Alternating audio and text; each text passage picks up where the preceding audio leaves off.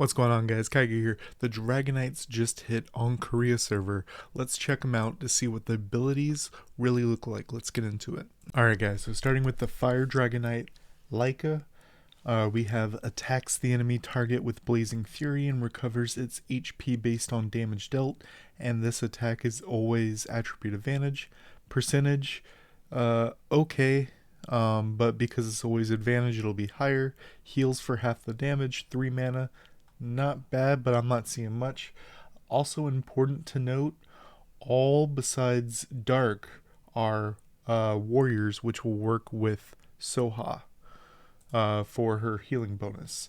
His next ability, his basic doesn't have any abilities. Next ability, 4 mana cost, 24. Attacks, 664. Ignores their defense mitigation, 70% chance stun, and gain a shield for 50% of damage dealt for 8 seconds. Then we have his passive, which is a little bit cooler. Damage taken at once cannot be more than 15%. Someone in the comments in the last video said in the other game it's 30% for Sky Arena, so that's interesting to make it 15%. It's definitely a lot better. When he's hit by a skill, 35% to use Justice, which is that first ability that always has elemental advantage.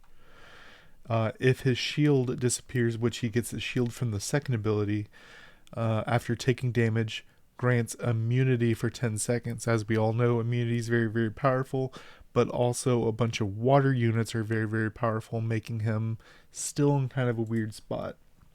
Then we have his ultimate.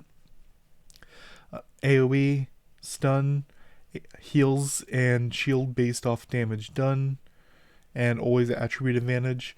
The percentage on the ultimate is still kind of low. He's not bad, but he's probably the worst of the Dragon Knights. Then we have Xiao. Xiao is interesting. Super, super interesting. So he's the only one with a basic attack that does anything. And it's not an attack speed kind of attack. It's if he's under 80%, which is super easy, and if he has at least 2 levels of Dragon Soul, he heals for 15% of his max HP and he loses all Dragon Soul. First ability, 3 mana, 18 seconds, super, super quick. Deal damage based on defense to enemy target. It's attack and defense. It's actually super, super high defense scaling, which is kind of scary. I want to see what that damage ends up looking like. That ignores beneficial effects that reduce damage, just like Lupinus, things like that. Lupinus Cassie, things like that.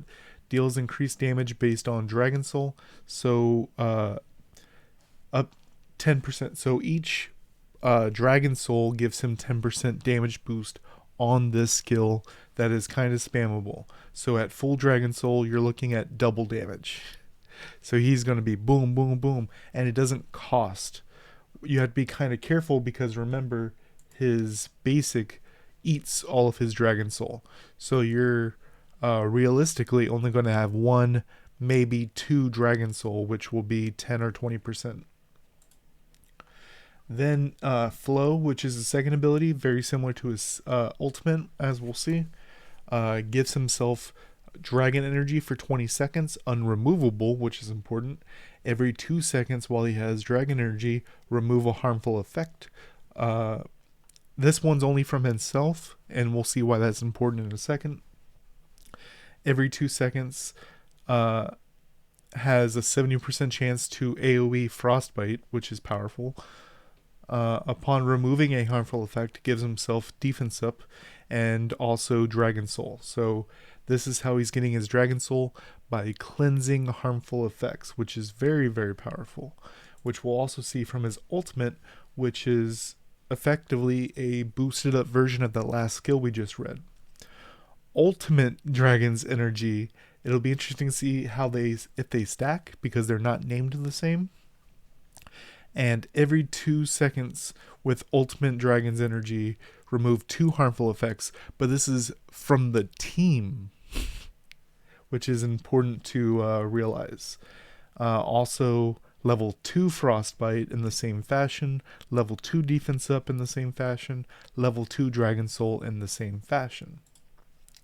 Then we have Leo, which a lot of people were excited for.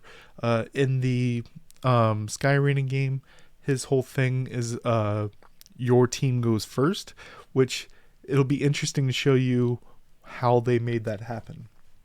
So as I said, no basic attack function. First skill, all of them 3 mana. Damage based on defense to enemy target and applies a skill deceleration. Uses Super Torrent 2, which is down there. I'll have it up.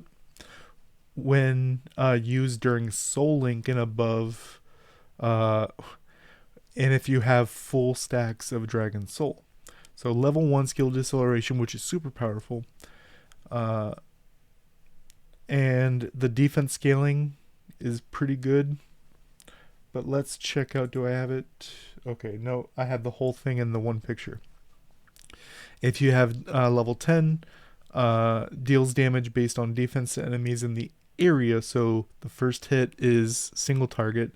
And then if you have full stacks of Dragon Soul, AoE, and penetrates 50% of damage and can of defense and consumes all Dragon Soul. You can't really see the percentages right here, but I remember them.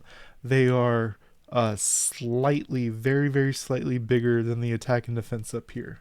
It's like 360 and 540. Dragon's Fang deals damage based on its defense to enemies within the area and applies skill deceleration. Look at that. Applies defense up to self and applies Dragon Soul to itself based on number of targets hit. This is really, really cool. So level 1 skill deceleration, more defense scaling, defense up, making the defense scaling even stronger, and then 1 level of Dragon Soul per target hit.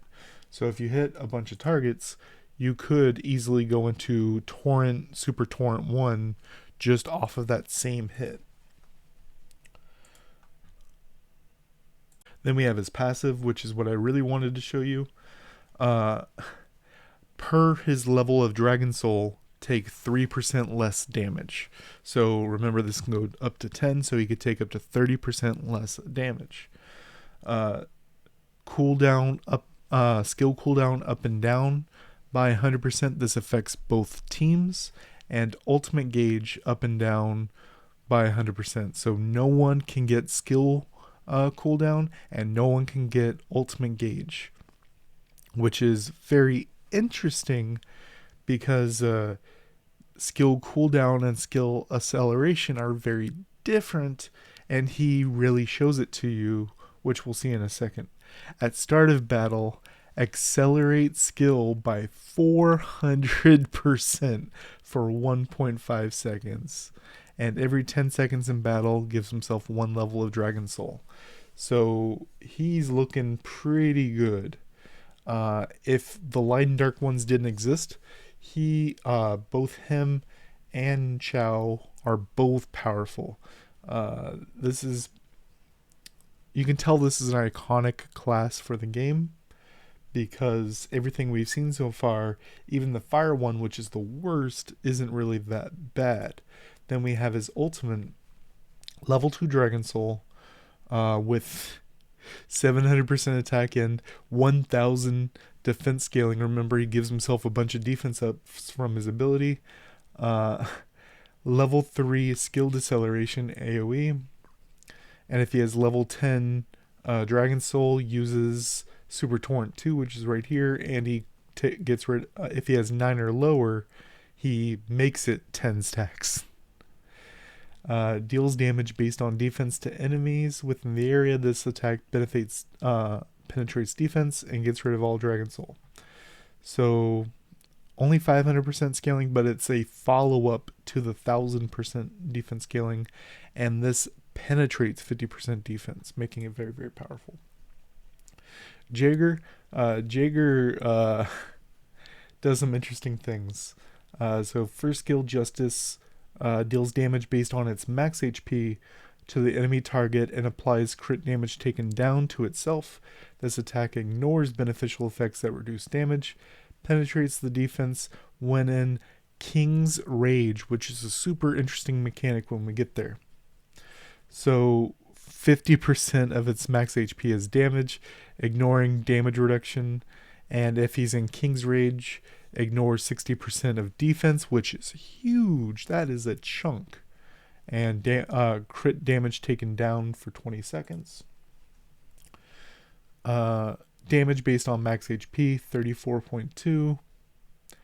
AoE, and applies counterattack and crit damage up to self. The skill area increases when he is in King's Rage and penetrates defense when in King's Rage. Uses Justice Revenge with a certain chance when attacked during the counterattack, which is damage based on max HP to the enemy target, and applies crit damage taken up with a chance, which is 55%. Ignores beneficial effects that reduce damage. He just chunks people, ignores your defenses, and ignores damage reduction. He is going to chunk somebody. And here's King's Rage. So he gets King's Rage by an ally dying, an ally monster dying. And during King's Rage, he is CC immune. He deals 15% more damage. He takes 15% less damage. And as it says right here, unremovable ends upon defeating an enemy. So if one of your guys dies, he gets supercharged. And then when you kill one of their guys, it goes away. Every second in King's Rage, heals for 7.5% of his max HP. That is wild. When casters in King's Rage, his skills are charging 50% faster. And this is a super interesting line of text. When he goes into King's Rage, he recovers all of his destroyed HP. As you know, destroy is very, very valuable and a huge PvP thing. So, it's very interesting because every time this happens. So you could have situations where, sure, you kill one of their units, they kill one of yours, now he goes into King's Rage, he cleanses, kills someone on their team, now he's out of King's Rage, then they kill one of your other units, then he goes back into King's Rage, allowing him to get rid of all of his destroyed HP again. Then we have Ragdoll. Ragdoll is the problem child. He is an issue. Remember, this is 3 mana when I read it to you. Damage based on its max HP to the enemy target and applies silence with a certain chance. Damage increases based on loss HP of itself and the target. 43% of its max HP is damage, with 1% more HP for every percent he's lost and his target is lost, with a 90% silence for 8 seconds. On a 3 mana cost and 18-second cooldown, even if that was it, it would be enough. He's also the only guardian. Then we have Dragon's Might, which is the one that just had me reading it over and over to just understand why they put this on a unit. Deals damage based on its max HP to enemies within the area and applies block harmful effect removal. What this is a weird debuff that if someone cleanses, so like Valijul or other units, Kumar, that can remove all harmful effects at once, it only gets rid of this. And if they get rid of anything at all, it always gets rid of this first. So if they do a full cleanse, it only gets rid of block harmful effect removal. With a certain chance, provokes enemies within a range.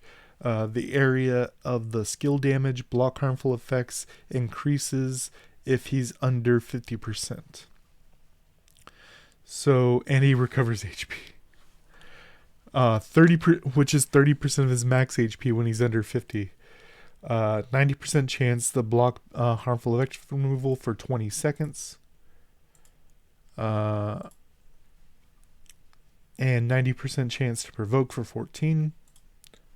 The only thing you need to see is how big that AoE is, but it's probably huge. Guys, this is the Orbia killer right here.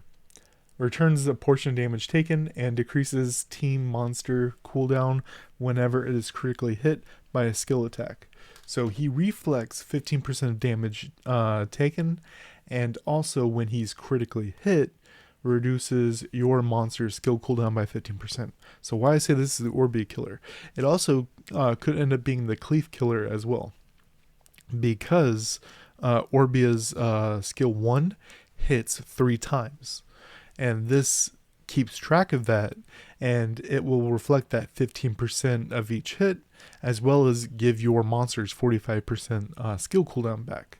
With counterattack monsters, such as Jaeger, for example, or things like Wind Monkey King or Green Panda, who are always dealing out not huge damage, but they're dealing out sustained damage over time in an AoE, he kind of beats them up for it. It's going to be really funny to see if his 15% reflect works with Destroy, allowing him to destroy a Juno's HP for burning him, you know what I mean? And then also giving his team skill cooldown. And the biggest thing is reflected damage is a very interesting category of damage.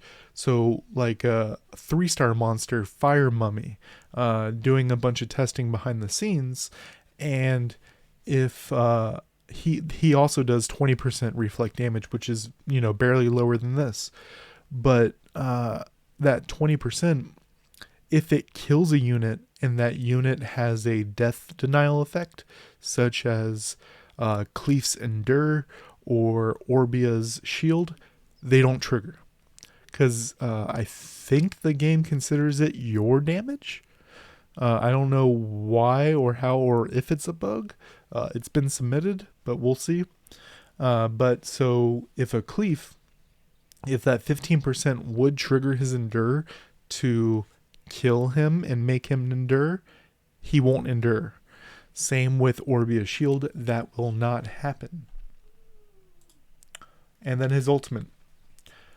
Deals damage based on its max HP to enemies within the area and applies block harmful effect removal with a certain chance, and provoke and heal. So it's the same as his second active skill, but it's still 90%.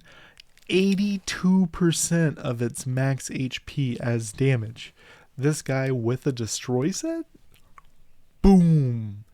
So, I mean, the easiest comparison is the blue panda, because he deals a huge percent, but it's also a kamikaze because he deals the same damage back to himself. He doesn't. He heals himself for 100% of his max HP. So if he's about to die, boom, full. 90% provoke for 14 seconds and 20-second block harmful effect removal. If you get a Ragdoll, your PvP experience is going to be better. If you have a Ragdoll and a Lamia, it's game over. Let me know which one you're most excited for in the comment section down below. Until next time, guys.